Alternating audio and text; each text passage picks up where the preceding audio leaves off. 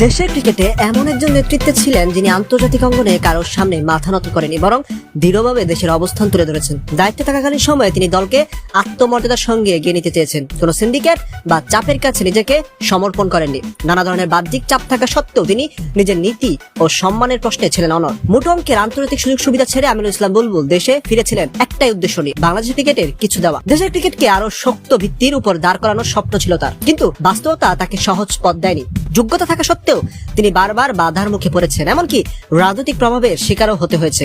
নিজের অভিজ্ঞতা সম্পর্কে তিনি আক্ষেপ করে বলেছেন, দীর্ঘ সময় কাজ করলেও একদিনের জন্য স্বস্তিতে দায়িত্ব পালন করা সম্ভব হয়নি। বিভিন্ন দিক থেকে আসা চাপ ও হস্তক্ষেপ তার কাজকে প্রতিনিয়ত কঠিন করে তুলেছিল। বাংলাদেশ ক্রিকেটের ইতিহাসে তার নাম উজ্জ্বল অক্ষরে লেখা থাকবে। 2000 সালে ভারতের বিপক্ষে দেশের প্রথম টেস্ট ম্যাচে তার ঐতিহাসিক 145 রান ইনিংস আজও গর্বের স্মৃতি হয়ে আছে। 1999 বিশ্বকাপে তার নেতৃত্বে পাকিস্তানের বিপক্ষে সেই অবিস্মরণীয় জয়ী বাংলাদেশকে টেস্ট মর্যাদা পাওয়ার পথে এগিয়ে দিয়েছিল। খেলার মাঠ ছাড়ার পরও তিনি থেমে থাকেননি। আন্তর্জাতিক পর্যায়ে দীর্ঘদিন কাজ করে ক্রিকেট উন্নয়নে গুরুত্বপূর্ণ অবদান রেখেছেন। কিন্তু দুঃখজনকভাবে দেশের ক্রিকেট ব্যবস্থার জটিল ব্যবস্থায় তার মতো একজন অভিজ্ঞ এবং সৎ মানুষকে অবহেলার মুখোমুখি হতে হয়েছে। তাই প্রশ্ন থেকেই যায়, বাংলাদেশ ক্রিকেট কি সত্যি মেধা, সততা ও ত্যাগের যথাযথ মূল্য দিতে পারে? আমিনুল ইসলাম বুলবুলের বিদায় শুধু একজন ব্যক্তির প্রস্থান নয়, এটি আমাদের ক্রিকেটের নৈতিকতা ও মূল্যবোধ নিয়ে নতুন করে ভাবার একটি সময়।